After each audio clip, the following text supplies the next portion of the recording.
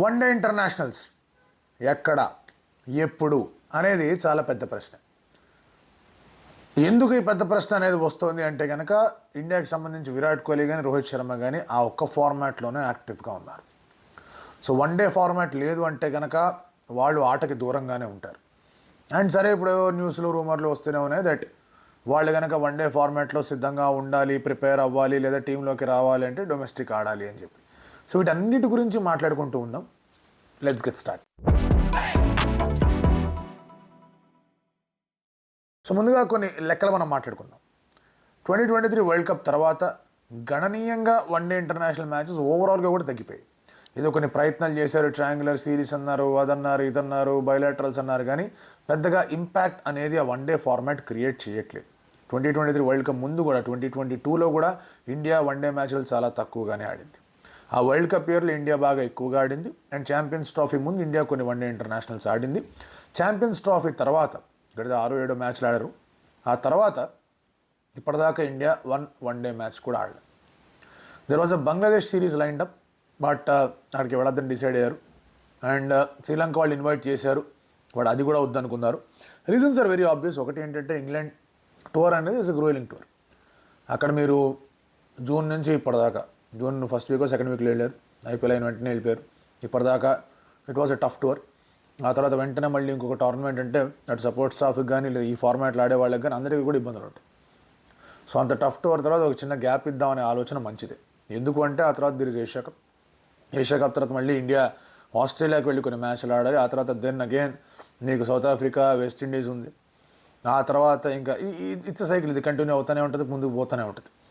So ఇలాంటి పరిస్థితుల్లో అందరికీ రెస్ట్ కావాలి. ఎవరైతే మల్టిపుల్ ఫార్మాట్స్ ఆడుతున్నారో, ఫర్ ఎగ్జాంపుల్ గిల్ లాంటి వాళ్ళు, మొహమ్మద్ సిరాజ్ లాంటి వాళ్ళు, కుదిరినంత వరకు జస్ప్రీత్ బుమ్రా లాంటి వాళ్ళు, వీళ్ళందరికీ కూడా కాస్త రెస్ట్ అనేది అవసరం. Ravindra Jadeja, they're all playing multi formats.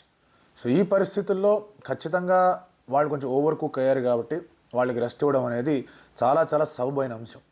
పైగా కోచింగ్ స్టాఫ్ గురించి మాట్లాడితే వాళ్ళు ఆడకపోయినా కూడా వాళ్ళు టీంతో ట్రావెల్ అవుతున్నారు, వాళ్ళ మీద కూడా ప్రెషర్ అనేది కనిపిస్తుంది.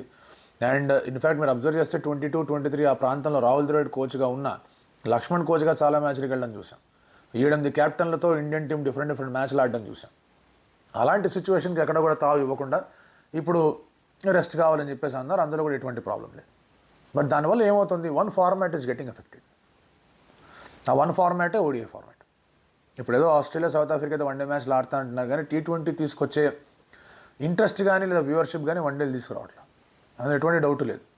వన్డే బతకాలి అంటే కనుక రోహిత్ శర్మ, విరాట్ కోహ్లీ ఎస్పెషల్లీ ఇండియా మ్యాచ్లు ఆడితే కానీ వన్డేకి సరైన రీతిలో రెవెన్యూ కానీ కనిపించట్లేదు. అండ్ అక్టోబర్ 19th 20th మళ్ళీ ఇండియా వన్డే ఆడతాం. సో ఐపీఎల్ తర్వాత దాదాపు 5 నెలలు, కంప్లీట్ 5 నెలలు అని చెప్పడం లేదు, దాదాపు 5 నెలలు ఇక్కడ యాక్టివ్గా కనిపించట్లేదు విరాట్ అండ్ అలాగే Rohit. To be precise 140 days, 4 నెలల ఒక 15 రోజులు 18 రోజులు వాళ్ళు యాక్టివ్గా లేరు, టెస్ట్ మ్యాచ్లు ఆడట్లేదు. సో దీనివల్ల ఏమవుతుందంటే రైట్ అవే మ్యాచ్ రెడీగా ఉన్నారా, మ్యాచ్ ఫిట్గా ఉన్నారా అనే ప్రశ్న చాలా చాలా సబబైన ప్రశ్న. ఇక్కడ వాళ్ళ ప్రీవియస్ రికార్డ్స్ ఏంటి, వాళ్ళు ఎంత సాధించారు, ఒకళ్ళు ఎన్ని వేల పరుగులు సాధించారు, ఇంకొకళ్ళు ఎన్ని వేల పరుగులు సాధించారు, ఒకళ్ళు ఎంత సెంచరీలు సాధించారు, ఇంకొకళ్ళు ఎంత సెంచరీలు సాధించారు అనేది మాట కాదు. ఒకళ్ళు చూడడానికి ఫిట్గా ఉన్నారా, ఇంకొకళ్ళు చూడడానికి అంత ఫిట్గా కనిపించట్లేదు అనేది మాట కాదు. పాయింట్ ఏంటంటే మ్యాచ్ లెవెల్ వన్డే ఫిట్నెస్ అనేది, మ్యాచ్ లెవెల్ వన్డే రెడీనెస్ అనేది వీళ్ళిద్దరికి ఎలా ఉందనేది పెద్ద ప్రశ్న. కొంతమంది కొన్ని ఇబ్బందికరమైన సిచ్యువేషన్స్ కామెంట్స్ కూడా చేసిన సందర్భాలు ఉన్నాయి. దట్ వీళ్ళిద్దరిని ఎందుకు క్లబ్ చేస్తున్నారు, ఒకటి వయసు రీత్యా విరాట్ తక్కువ రోహిత్ కన్నా అని, ఫిట్నెస్ రీత్యా విరాట్ ఇన్ షేప్ కనిపిస్తూ ఉంటాడు, ఇలా రకరకాల కొంతమంది మాట్లాడుతున్నారు ఎందుకు క్లబ్ చేస్తున్నారు అది ఇదని. కొంతమంది ఏమో Rohit Sharma has been a captain, అంత అద్భుతంగా లీడ్ చేశాడు, ఛాంపియన్స్ ట్రోఫీ గెలిపించాడు, వన్డే గెలిపించాడు, 2027 ఆడదాం అనుకుంటున్నాడు, వై నాట్ అని చెప్పేసి కొంతమంది మాట్లాడుతున్నారు. ఇక్కడ ఇంకొక రూమర్ ఏమొచ్చిందంటే గిల్కి పూర్తి బాధ్యతలు, వన్డే సారథ్య బాధ్యతలు కూడా అప్పగిస్తారని చెప్పేసి రూమర్లు వస్తున్నాయి. దాంతో రకరకాల మాటలు వినిపిస్తున్నాయి. ఇక్కడ పాయింట్ వాళ్ళని ఎందుకు క్లబ్ చేశారు, పాయింట్ వాళ్ళ వయస్సు ఏంటి, వాళ్ళ ఫిట్నెస్ ఏంటి, వాళ్ళ ఆట ఏంటి అనేది కాదు. పాయింట్ వాళ్ళు ఎన్ని రోజులు ఆడుతున్నారు అని. T20 ఫార్మాట్కి టాటా బై బై చెప్పారు. ఇంటర్నేషనల్ T20లు జరుగుతాయి ఎక్కువగా, అందులో వీళ్ళు ఆడరు. టెస్ట్ మ్యాచ్ నుంచి రిటైర్మెంట్ తీసుకున్నారు. సో టెస్ట్ మ్యాచ్లు మాట్లాడుకుంటే కనుక ఈ ఇయర్ ఆఫ్టర్ ఐపీఎల్ మనం మాట్లాడుకుంటే 5 టెస్ట్ మ్యాచ్లు ఇంగ్లాండ్లో ఆడాం. ఆ తర్వాత మళ్ళీ 2-3 టెస్ట్ మ్యాచ్, 10 టెస్ట్, ఇంకొక 5-6 టెస్ట్ మ్యాచ్లు ఇక్కడ ఉన్నాయి ఆడడానికి. సో దాదాపుగా మీరు 10 టెస్ట్ మ్యాచ్లు అనుకుంటే కనుక 50 days అండ్ ట్రావెల్ గీవులు అది ఇది హడావుడి అంతా పెట్టుకుంటే ఇంకొక డబుల్ యాడ్ చేసుకోండి దానికి. సో 100 days వాళ్ళ టీంతో కలిసి ఉన్నారు. అండ్ దెన్ అడపాదడపా కొన్ని వన్డే మ్యాచ్లు కొన్ని T20 మ్యాచ్లు అవి ఇవి జరుగుతూ ఉంటాయి, IPL జరుగుతూ ఉంటుంది. ఓవరాల్గా 220 to 230 days Indian cricketer is active, అన్ని ఫార్మాట్స్ ఆడుతూ ఉంటాయి. సో వీళ్ళు అన్ని ఫార్మాట్లు ఆటలు IPL ఆడుతున్నారు అక్కడ 70 రోజులు, ఆ తర్వాత మళ్ళీ ఎప్పుడన్నా వన్డే జరిగితే అప్పుడే. సో ఇంత గ్యాప్ ఉంది కాబట్టి ఆడితే మ్యాచ్ రెడీ అనేది it's a very normal question. అది కొంతమందికి ఇబ్బందికరంగా ఉంటుంది. For the achievements that Virat Kohli has got, for the achievements that Rohit Sharma has got, as captain కానివ్వండి యాజ్ ప్లేయర్ కానివ్వండి, ఇద్దరు కూడా ఎలా వాళ్ళని మళ్ళీ స్క్రూటినీ చేస్తున్నారని చెప్పేసి కొంచెం కోపం రావచ్చు. బట్ మ్యాచ్ రెడీగా ఉన్నారా లేదా తెలుసుకోవాలంటే there is no other way boss. వాళ్ళు ఆడాల్సింది విజయ్ హజారే ట్రోఫీ. అండ్ ఒకటి ఇదేమీ తక్కువ చేసి మాట్లాడడానికి లేదు. Vijay Hazare trophy it is not a normal trophy. అక్కడ చాలామంది ఆడుతూ ఉంటారు. అండ్ ఈ సీనియర్ ప్లేయర్లు అందరూ డొమెస్టిక్ క్రికెట్ ఆడుతున్నారంటే కనుక డొమెస్టిక్ క్రికెట్ నుంచి ఇంటర్నేషనల్ క్రికెట్కి వెళ్దామనే ఆస్పిరేషన్ వాళ్ళకి ఎంత ఇన్స్పిరేషన్ ఆలోచించండి. ఇంటర్నేషనల్ ఆడవాళ్ళు మళ్ళీ రంజీ ఆడాలా, ఇంటర్నేషనల్ ఆడాలందరూ మళ్ళీ డొమెస్టిక్ ఆడాలంటే ఆడడంలో తప్పు లేదు. ఇంతకు ముందు ఆడారు, ఇప్పుడు ఆడతారు. మధ్యలో ఏమైందంటే టూ మచ్ ఆఫ్ క్రికెట్ అయిపోయింది కాబట్టి కొన్ని టోర్నమెంట్స్ పిక్ అండ్ చూస్ అన్నారు, క్రమేణా పిక్ అండ్ చూస్ కాస్త నో అయిపోయింది. ఇప్పుడు అన్ని టోర్నమెంట్లు వీళ్ళు ఆడట్లేదు. So if they want to continue, వాళ్ళ పర్స్యూట్ అనేది 2027 వరల్డ్ కప్ దాకా ఉంది, ముందుకెళ్ళాలి, ఆడాలి అంటే కనుక it's a very fair demand that Vijay Hazare trophy వచ్చినప్పుడు వాళ్ళు వచ్చి ఆడాలి. బట్ అంతకన్నా ముందు ఇలా ఈ వన్డే సంఖ్యలు పెంచుకునే ప్రయత్నం చేయొచ్చు. వన్డే సంఖ్యలు పెంచుకునే ప్రయత్నం చేసి కొన్ని బయోలాటరల్ సిరీస్లు కుదించుకుంటే కనుక వీళ్ళు వచ్చి ఆడతారు కుదిరించుకుంటే. బట్ ఎందుకు కుదరట్లేదు అంటే కనుక one days are not attracting revenues. One days revenue attract చేయనంత వరకు ఎక్కువ వన్డే ఫార్మాట్లు పెట్టరు. T20 రెవెన్యూస్ అట్రాక్ట్ చేస్తే అందుకే పెట్టారు. టెస్ట్ క్రికెట్ కూడా మీరు అబ్జర్వ్ చేస్తే కనుక ఎందుకు ఇంగ్లాండ్తో ఆస్ట్రేలియాతో 5 టెస్ట్ మ్యాచ్లు జరుగుతున్నాయి, because they are attracting revenues.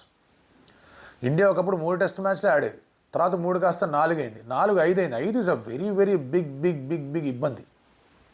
అంత ఈజీ కాదు. 5 టెస్ట్ మ్యాచ్లు అంటే దాదాపు 60 రోజులు మీరు ఆయా దేశాల్లో ఉండాలి, ఆ క్లైమేట్కి అక్లమటైజ్ అవ్వాలి, ఫుడ్ సరిగ్గా తినాలి, అండ్ ఎక్కడ కూడా ఓవర్ స్ట్రెయిన్ అవ్వకూడదు. ఇవన్నీ ఉంటాయి. If you are away from home ఇవన్నీ ఆటోమేటిక్గా వస్తాయి.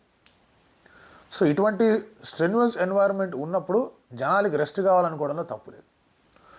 అండ్ ఏ ఫార్మాట్ని ఇక్కడ ఇబ్బంది పెట్టేస్తున్నారు రెస్ట్ కావాలని చెప్పేసి, it is only the one day format. ఆ వన్డే ఫార్మాట్లోనే వీళ్ళిద్దరు కంటిన్యూ అవుతామని డిసైడ్ అయినప్పుడు, because they have done exceeding level in that format. Virat is the GOAT of one day internationals.